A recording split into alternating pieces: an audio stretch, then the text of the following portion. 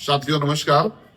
आज हम लोग जो है प्रश्नावली 2.1 का जो पिछला वीडियो था उसमें हमने 1 से लेकर के 10 तक का क्वेश्चन सॉल्व किया था।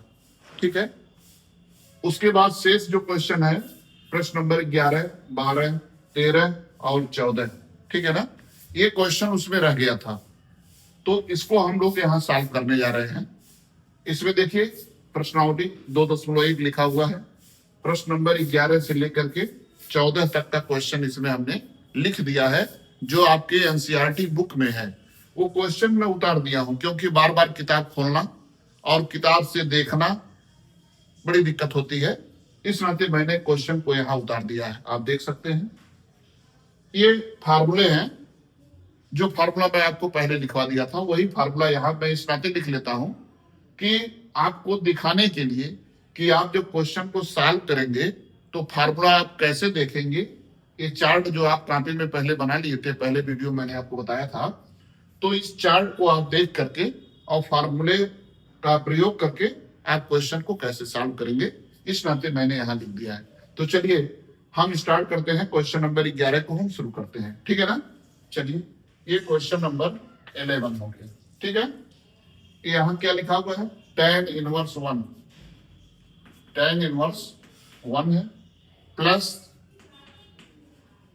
cos इनवर्स 1/2 है, और plus sign inverse minus plus sign inverse minus 1/2।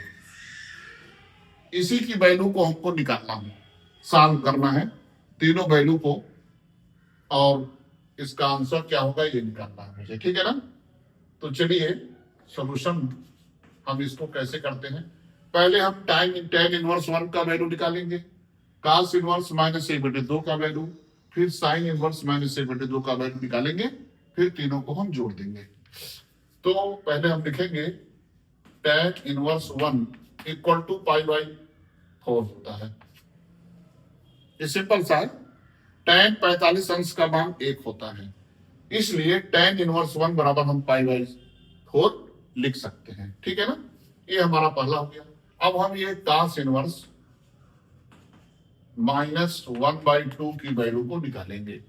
मान लीजिए हमें डायरेक्ट याद नहीं है तो हम सॉल्व करते हैं, क्या करते हैं, इसको हम y के बराबर लिखते हैं। ठीक, अब क्या होगा, दिस इंप्लाइज दैट माइनस 1/2, या ऐसे करते हैं cos को इधर कर देते हैं। ठीक है ना, तो हमारा हो जाएगा cos y equal to minus 1/2। अरे cos जब इधर करेंगे तो cos y हो जाएगा, तो cos y बराबर माइनस 1/2 हो जाएगा। अब क्या होता है, अब हम माइनस को तो लिख लेंगे, और 1/2 cos कितने अंश का मान 1/2 होता है इसको लिखेंगे, तो माइनस हमने लगा दिया।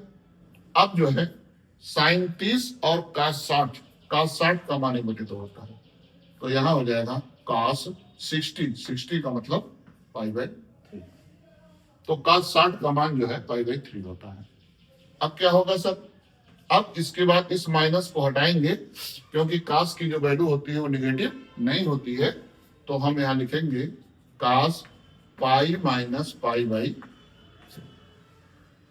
cos π माइनस थीटा का माइनस cos थीटा वैल्यू होता है, तो हम cos π माइनस π/3 यहाँ लिख देंगे, और ये क्या हो जाएगा cos 3 माइनस पाई हो जाएगा, तो 2π/3 हो जाएगा, cos 2π/3। ठीक है, ये किसके बराबर हो गया, ये cos y के बराबर हो गया। अब हमारा y, ये cos कैंसिल होगा, बचेगा y इक्वल टू 2π/3 मेरा हो गया।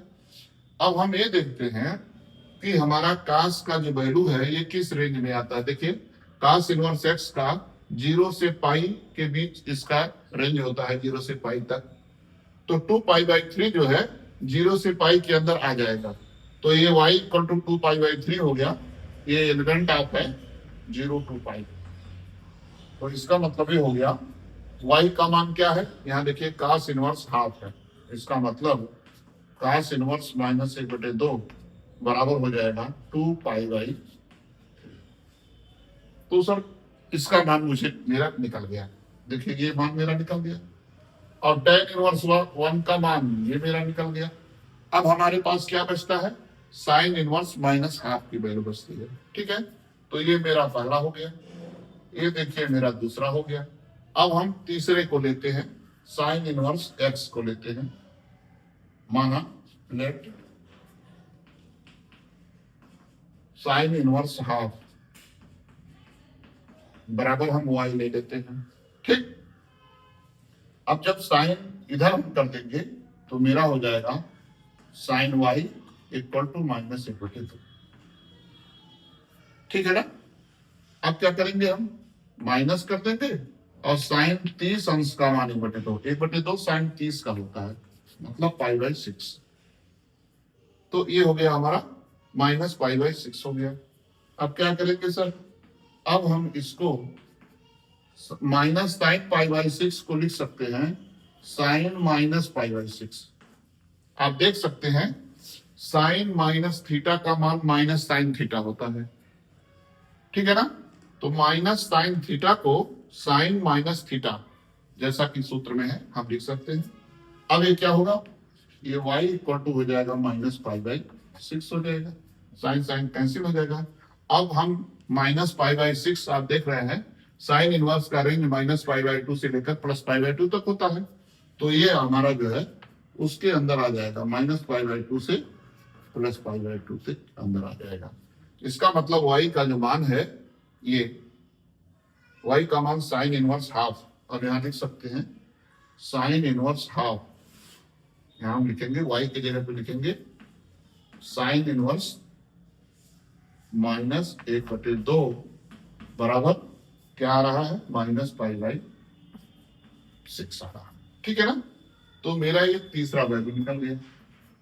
अब आप देख सकते हैं कि इसका मान π/4 हो गया, cos इनवर्स हाफ का मान 2π/3 हो गया और साइन इनवर्स हाफ का मान π/6 हो गया। ठीक है ना, अब इसको आप अगर क्वेश्चन नंबर 1 कर सकते हैं तो हम इन तीनों वैल्यू को इसमें हम लिख सकते हैं। अब यहां आप लिख सकते हैं समीकरण 1 से, समीकरण 1 से या फ्रॉम इक्वेशन नंबर फर्स्ट। तो क्या करेंगे हम, अब आप देखिए tan इनवर्स 1 है तो लिख देंगे π/4, प्लस लगाएंगे, यहाँ प्लस है। cos inverse half, cos inverse half की वैल्यू होती है 2π/3, तो यहाँ 2π/3 कर लेंगे और प्लस साइन इनवर्स हाफ है तो साइन इनवर्स हाफ की वैल्यू आप देखिए माइनस π/6 है, तो यहां हम लिख देंगे माइनस π/6 हो गया। ठीक, अब क्या करेंगे, अब हम इसको ऐड कर देंगे, जोड़ देंगे। आप देख रहे हैं 4 है, 3 है, 6 है ना, तो इसका एलसीएम हम ले लेंगे 12 हो जाएगा। कितना हो जाएगा, 12 हो जाएगा। अब इसको 12 बनाना है तो यहाँ 3π हो जाएगा, प्लस ये 3 है, 12 बनाना है तो 4 से गुणा करेंगे, 8π हो जाएगा ऊपर। ठीक है, और यहाँ माइनस हो जाएगा, इसको 12 बनाना है तो 2π हो जाएगा। अब आप देख सकते हैं ना क्या वैल्यू आएगा, 8 2 10 1 11, 11 में से 2 गया 9, 9π/12। अब ये 3 से कट जाएगा, 3 3 का 9 और 3 चौके 12 हो गया, यानी 3π/4। ये हमारा आंसर हो गया। क्वेश्चन नंबर 11 का देखिए आंसर यहाँ लिखा हुआ है 3π/4, ये मेरा आंसर हो गया। ठीक है, ठीक, एकदम क्लियर। अगर कोई इसमें दिक्कत हो तो एक बार मैं फिर से रिवीजन कर देता हूं। देखिए tan इनवर्स 1 है, इसका मान π/4 हो गया। फिर हम लेते हैं cos इनवर्स हाफ को, इसको y मान लिया, cos इधर जाएगा तो cos y हो जाएगा, बराबर हो जाएगा माइनस 1/2 हो जाएगा। फिर इक्वल करेंगे, माइनस माइनस लिखेंगे, 1/2 का मान cos के पदों में जब हम लिखेंगे तो cos π/3 लिखेंगे, यानी π/3 का मतलब हो जाएगा 60 अंश, cos 60 अंश का मान 1/2 होता है। ठीक, अब सर ये क्या किया है आपने, हमने यहाँ इस माइनस को हटा करके, हटाने के लिए π - π/3 किया है, क्योंकि cos 180 माइनस थीटा बराबर होता है माइनस cos थीटा। ठीक, तो इस माइनस को खत्म करने के लिए हम cos pi minus pi by 3 हमने कर दिया। अब आप ये पूछे कि सर आप इसको खत्म क्यों कर रहे हैं? क्योंकि हम cos को इस तरह से माइनस में नहीं लिख सकते, और हमारा रेंज भी आप देख रहे हैं 0 से पाई के बीच में है, माइनस तो वैल्यू है नहीं, तो इसका जो रेंज होता है, जो परिसर होता है, वो माइनस में नहीं आता है। इसी नाते इसको हम प्लस करने के लिए 180 माइनस थीटा वाला सूत्र प्रयोग किए हैं, तो हमारा ये वैल्यू पॉजिटिव हो गया। अब जो भी मेरा, आप देखिए, अब ये cos y मैंने उतार लिया, अब यहाँ cos ले लिया, अब ये 3 1 जा 3, तो 3 पाई में से पाई गया, 2 पाई बाई 3 आ गया। अब ये cos हमारा देखिए कैंसिल हो गया, अब y बराबर आ जाएगा 2 पाई बाई 3। अब देख सकते हैं कि 2 पाई बाई 3 जो है ये 0 से पाई के रेंज में आता है। ठीक है, इस नाते हमारा y का जो वैल्यू इतना हो गया। अब यहाँ y बराबर हमने लिया cos इनवर्स हाफ, तो y के जगह पे cos इनवर्स हाफ लिखेंगे और ये हो जाएगा 2 पाई बाई 3। तो मेरा यह जो है cos इनवर्स माइनस 1/2 का वैल्यू 2 पाई बाई 3 हो गया। ठीक, अब हम आते हैं तीसरा वैल्यू निकालते हैं। साइन इनवर्स हाफ को भी हमने यहाँ y मान लिया, लेट मैंने माना sine inverse minus 1/2 equal to y। अब क्या करते हैं, इस साइन को हम इधर करेंगे तो मेरा साइन y हो जाएगा, और यह माइनस 1/2 हम लिख लेंगे। अब इस माइनस 1/2 को, अब देखिए बराबर लगा रहे हैं, ये माइनस माइनस उतार दिए, 1/2 का मान साइन के पदों में लिखना है, तो साइन 30 अंश का मान 1/2 होता है, तो माइनस हो जाएगा, और यहाँ लिखेंगे साइन 30 अंश। 30 अंश को पाई में पाई बाई 6 लिखते हैं। ठीक हो गया। अब आप देख रहे हैं कि ये साइन y हो गया, और equal to sine minus sine pi by 6 को साइन माइनस पाई बाई 6 लिख सकते हैं। क्यों लिख सकते हैं? क्योंकि यहाँ देखिए साइन माइनस थीटा बराबर होता है माइनस साइन थीटा, तो अगर माइनस साइन थीटा कहीं पर है तो उसको साइन माइनस थीटा लिख सकते हैं। अब यहाँ देखिए माइनस साइन पाई बाई 6 क्या है, माइनस साइन पाई बाई 6, तो यहाँ साइन माइनस पाई बाई 6 हमने लिख लिया उस सूत्र के अकॉर्डिंग। ठीक, अब ये साइन साइन हमारा कैंसिल हो गया, क्या बचा, y बराबर माइनस पाई बाई 6। ये जो माइनस पाई बाई 6 है, ये माइनस पाई बाई 2 और पाई बाई 2 के रेट में आता है। यहाँ देखिए ये सूत्र लिखा हुआ है साइन इनवर्स x बराबर x is equal of minus pi by 2 से प्लस पाई बाई 2 तक। तो जो हमारा साइन का जो वैल्यू हो गया माइनस, ये माइनस पाई बाई 6 हो गया। अब इस चीज को y के जगह पर मैंने क्या लिखा, sine inverse minus 1/2 equal to minus pi by 6। अब आप देख सकते हैं इसका, इसका और इसका तीनों वैल्यू हमारा निकल गया। अब इस वैल्यू को हम इस समीकरण 1 में डाल देंगे। यहाँ tan इनवर्स 1 है, तो देखिए मैंने पाई बाई 4 लिखा, प्लस प्लस कर दिया, cos इनवर्स माइनस हाफ को 2 पाई बाई 3 कर दिया, और प्लस लगा दिया, और साइन इनवर्स माइनस हाफ का मान पाई बाई 6 कर दिया। अब इन सबको मैंने जोड़ दिया, ये इन सबका एलसीएम हमने 12 ले लिया। अब 4 को 12 बनाना है तो 3 का गुणा करेंगे, तो 3 पाई हो गया, प्लस लगा दिया। अब इसको 12 बनाना है तो 3 चौके 12 होता है, तो 4 का गुणा यहाँ करेंगे, 4 का यहाँ करेंगे तो 8 हो जाएगा, 8 पाई, और नीचे 12 हो गया है। ये प्लस माइनस माइनस हो जाएगा, पाई बाई 6 है, इसको टर्न करना है तो 2 का गुणा नीचे 2 का ऊपर करेंगे तो 2 पाई हो जाएगा, ये 12 आपका। ठीक, अब आप देखिए इसको जोड़ दीजिए, 8 2 10 1 11 हो गया, माइनस 2 निकालेंगे 9 हो जाएगा, 9 पाई बाई 12 हो गया। अब 3 से काट देंगे, 3 3 जा 9 हो गया, 3 4 जा 12, तो आपका हो गया 3 पाई बाई 4। ये आपका आंसर हो गया 3 पाई बाई 4। ये क्वेश्चन नंबर 11 का आंसर हो गया। ठीक, अब हम लोग कौन सा क्वेश्चन करेंगे, अब 12 वाला क्वेश्चन करेंगे। ठीक है ना, तो मैं इसको, आप इसका स्क्रीनशॉट लीजिए। ठीक है, ये क्वेश्चन नंबर 12 हो गया। 12 में क्या है, cos inverse 1/2 plus 2 sine inverse 1/6, इसकी वैल्यू हमें लेनी है। ठीक है, छोटा क्वेश्चन, इसको बहुत जल्दी सॉल्व करने की जरूरत नहीं है। अब आप देख सकते हैं cos इनवर्स 1/2 मतलब cos 1/2 कितने अंश का मान होता है, तो मैंने आपको बताया था cos 60 का मान 1/2 होता है, ठीक है ना। तो यहां हम 60 डिग्री यानी π/3 लिख सकते हैं। cos इनवर्स हाफ का मान जो है π/3 होता है और प्लस हो गया 2 गुणे कर देंगे। साइन इनवर्स 1/2 का मान यानी साइन 1/2 कितने अंश का मान होता है? ये 30 अंश का मान होता है। तो 30 अंश को हम π/6 कर सकते हैं। सिंपल सवाल है, कई बार लगा चुका हूं, वैसे आप निकालेंगे वैल्यू आ जाएगा। ठीक है, अब क्या होगा? अब ये हो जाएगा π/3। अब 2 से ये कैंसिल हो जाएगा, 2 3 या 6 हो गया। अब ये भी हो गया π/3। अब देख रहे हैं ये हर दोनों का बराबर है, डिनोमिनेटर बराबर है, तो अंश को जोड़ लेंगे, ये हो जाएगा 2π/3। ये क्वेश्चन नंबर 12 का आंसर देखिए आया हुआ है 2π/3। तो ये मेरा आंसर हो गया। ठीक है, ये मेरा आंसर। क्लियर, समझ बात आ गई। अब हम क्वेश्चन नंबर 13 को सॉल्व करते हैं। देखिए क्वेश्चन नंबर हमारा 13 है। हमारा क्या लिखा हुआ है? Sine inverse x equal to 1। अब आप देख रहे हैं कि साइन इनवर्स x का जो परिसर होता है, ठीक है ना, ये -π/2 से +π/2 तक होता है। हम लिखेंगे क्योंकि साइन इनवर्स x का परिसर, ठीक है ना, साइन इनवर्स x का परिसर -π/2 +π/2 होता है।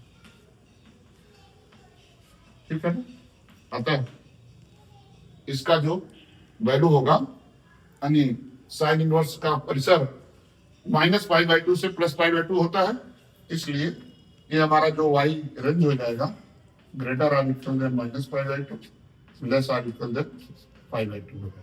तो ये रेंज मेरा हो जाएगा, इसलिए मेरा जो ऑप्शन होगा वो क्या होगा? बी हो जाएगा। ठीक है ना, तो ऑप्शन बी हमारा करेक्ट होगा। ठीक, ये हमारा होगा क्वेश्चन नंबर 13। चलिए अब हम लोग क्वेश्चन नंबर 14 को सॉल्व करते हैं। हाँ आइए, हम लोग क्वेश्चन नंबर 14 को सॉल्व करते हैं। खूब अच्छे ढंग से इस क्वेश्चन को हम लोग सॉल्व कर लें। ठीक है ना, देखिए जितना ही बढ़िया, जितने ही अच्छे तरीके से आप लोग समझेंगे उतना ही मजा आने वाला है। एकदम मजा आ जाएगा। आप इस चैप्टर को ऐसे चुटकी बजा करके सॉल्व कर देंगे। चलिए देखिए, tan इनवर्स क्या लिखा है? tan इनवर्स √3 और माइनस sec इनवर्स -2, ये है, इसकी वैल्यू को हमें निकालना। अब हम इसको सॉल्व करेंगे। चलिए हम पहले tan इनवर्स √3 को खूब अच्छे ढंग से सॉल्व करते हैं। ठीक है, आइए, tan इनवर्स √3 को हम y मानते हैं। क्या मानते हैं? tan इनवर्स √3 को y मानते हैं, या कोई बात नहीं है। अब इस tan को इधर कर दीजिए, तो क्या यहाँ √3 बचेगा, और ये tan जब इधर आ जाएगा तो क्या बन जाएगा? tan y बन जाएगा। बात समझ में आ गया? या इसको लिख सकते हैं, या tan y इक्वल टू √3। अब आप बता सकते हैं कि tan में √3 कितने अंश का मान होता है? √3 का मान tan के पदों में कितने अंश का होता है? तो हम जानते हैं कि √3 को tan 60 अंश का मान √3 होता है। ठीक है ना, ये कितना हो गया? 60 नहीं, ये π/6, तो ये 30 हो जाएगा, यानी 3 लिखेंगे। π/3 मीन्स 60 डिग्री होता है। 180 में 3 का भाग करेंगे 60 आ जाएगा। कहने मतलब होगा tan 60 अंश का मान √3 होता है। तो यहाँ आप लिख सकते हैं tan y बराबर tan π/3 होता है। ठीक, अब यहाँ हम लिखते हैं कि tan इनवर्स x का मुख्य मान का परिसर, मुख्य मान का परिसर, tan इनवर्स x का मुख्य मान का परिसर देखिए -π/2 से +π/2 बीच होता है। -π/2 से +π। tan इनवर्स x का मुख्य मान का परिसर -π/2 से π/2 होता है। इतना होता है। इसलिए हमारा क्या हो जाएगा, y बराबर पाई बाई 3। अब आप देख सकते हैं कि ये जो पाई बाई 3 है ये इस रेंज में आ रहा है कि नहीं आ रहा है, ये बिल्कुल आ रहा है, माइनस पाई बाई 2 से पाई बाई 2 के रेंज में आ रहा है, ठीक है ना। तो अब ये y है ना, तो y का मान क्या हो जाएगा, tan inverse under root 3 equal to pi by, ये हमारा वैल्यू हो गया tan इनवर्स अंडर रूट 3 का, ठीक है ना। अब सर क्या करेंगे, अब बेटा इसका वैल्यू निकालेंगे, इसकी वैल्यू हम लोग निकालेंगे। चलिए अब हम क्या करते हैं कि यही निकाल लेते हैं, थोड़ा जगह कम है यहाँ, लेकिन फिर भी ये हमारा हो गया tan इनवर्स अंडर रूट 3। अब यहाँ हम लिखेंगे अगला sec इनवर्स -2 इक्वल टू 1, ठीक है। ये हमने मान लिया, माना, यहां भी हमने लिख लो माना, ये मान लिया कि sec इनवर्स -2 का वैल्यू y होता है। अब क्या करेंगे, हम इस sec को इधर ले आएंगे, तो यहाँ -2 बराबर हो जाएगा sec y, -2 बराबर क्या हो जाएगा, sec y हो जाएगा, या हम sec y इधर कर दें बराबर -2 हो जाएगा। अब हमें एक काम करना है कि -2 यानी 2 जो मेरा वैल्यू है, ये सेक कितने अंश का मान 2 होता है, ये हमें पता करना है। तो हम जानते हैं cos 37 और cos 60, cos 60 अंश का मान 1/2 होता है। क्या होता है, cos 60 अंश का मान 1/2 होता है, तो cos का उल्टा sec हो जाएगा, तो sec 60 अंश का मान जो है 2 हो जाएगा, sec 60 अंश का मान 2 हो जाएगा। इसका मतलब हो गया कि sec pi by 3 equal to 2 होता है। तो इस ये जो है 2 है, यहां हम लिख सकते हैं minus sec pi by 3, minus sec pi by 3 equal to हमारा 2 हो गया। अब क्या होगा सर, ये तो माइनस में आ गया है, और यहां देख रहे हैं कि sec का रेंज ये 0 से पाई है और माइनस पाई बाई 2 हमारा निकल जाएगा, तो ये वैल्यू हमारा पॉजिटिव वैल्यू आएगा। तो हम इसको क्या करेंगे, इसको हम लिख देंगे, यहां हम जगह ले लेते हैं, थोड़ा सा यहां ले लेते हैं, तो sec y इक्वल टू, अब इसको हमें पॉजिटिव में बनाना है, तो हम लिखेंगे sec pi minus pi by 3, दिख रहा है ना। sec 180 माइनस थीटा का मान माइनस sec थीटा होता है, तो इस माइनस को हटाने के लिए हम यहां लिखेंगे sec pi minus pi by 3, तो ये हो गया sec 180 माइनस थीटा का मान minus sec theta, minus sec theta, ये आ जाएगा। इस तरह से देखिए मेरा माइनस हट गया यहां से, अब ये मेरा बन जाएगा sec हो जाएगा, और 3 पाई में से 1 निकल गया, 2 पाई बाई 3 हो गया। इस तरह से ये sec मेरा कैंसिल हो जाएगा, तो यहां हम चलिए sec लिख सकते हैं, sec कैंसिल होगा तो y बराबर हो जाएगा 2 पाई बाई 3। अब आप देख सकते हैं कि y बराबर 2 पाई बाई 3 जो है हमारा इसी रेंज में आता है, 0 से पाई और माइनस पाई बाई 2 के रेंज में आ जाएगा। इसको लिखने की कोई जरूरत नहीं है, आप ऐसे ही इसको समझेंगे। अब इसमें y का मान है sec इनवर्स -2, sec इनवर्स -2 बराबर क्या हो जाएगा, 2 पाई बाई, तो sec इनवर्स -2 का मान 2 पाई बाई मेरा 3 हो गया। अब देखिए ये भी मेरा वैल्यू निकल गया। तो हमारे पास ये दो वैल्यू थे, tan इनवर्स अंडर रूट 3, आप देख सकते हैं tan इनवर्स अंडर रूट 3 जो है ये वैल्यू हमारा आ गया पाई बाई 3 आ गया इसका मान। और फिर sec इनवर्स -2, यहां देखिए ये वैल्यू मेरा आ गया 2 पाई बाई 3। इसको अगर हम क्वेश्चन नंबर 1 ले लें, समीकरण नंबर 1 मान लें, तो अब हम ये मान और ये मान यहां हम लिख सकते हैं, और लिख करके इसका वैल्यू हम निकाल सकते हैं। तो थोड़ा सा आप स्क्रीनशॉट ले लीजिए, मैं इसको मिटा करके समीकरण A1 में इन दोनों वैल्यू रख करके इसको सॉल्व करो। चलिए अब देखिए, मैंने ये रिमूव कर दिया। अब मेरे पास क्या है, tan इनवर्स अंडर रूट 3 का मान ये हो गया और sec इनवर्स -2 का मान ये हो गया। अब इन दोनों मानों को समीकरण 1 में हम लिख सकते हैं। अब नीचे, इसके नीचे आप लिखेंगे समीकरण 1 से, समीकरण 1 से का मतलब क्या हुआ कि समीकरण 1 में इन दोनों मानों को हम रख देंगे, तो ये बराबर हो जाएगा tan inverse minus under root 3 है ना, इसको लिख देंगे π/3, माइनस लगा देंगे। sec इनवर्स -2 देखिए यहाँ है, इसका वैल्यू 2π/3 है, 2π/3 हो गया। अब आप देख सकते हैं कि दोनों का हर बराबर है, ठीक है ना। तो जब हर बराबर होता है तो ऊपर अगर प्लस है तो जोड़ लेते हैं और माइनस होता है तो घटा लेते हैं। तो हम ऊपर घटा देंगे, π-2π हो जाएगा और बाई क्या हो जाएगा, 3 हो जाएगा। अब यहाँ देख रहे हैं कि -2π ज्यादा है, तो हमारा आंसर हो जाएगा -π/3, ठीक है, -π/3। अब आपके पास ऑप्शन है A, B, C और D, 4 ऑप्शन है। तो कौन सा ऑप्शन सही होगा मेरे पास, ये 2π/3। देखिए ये आपका बी ऑप्शन सही हो जाएगा, ठीक है ना। तो आपका जो है ऑप्शन, ठीक है ना, ये ऑप्शन बी आपका करेक्ट हो जाएगा, ठीक है। तो इस तरह से हमारा ये प्रश्नावली 2.1 पूरी तरह से समाप्त हो गया।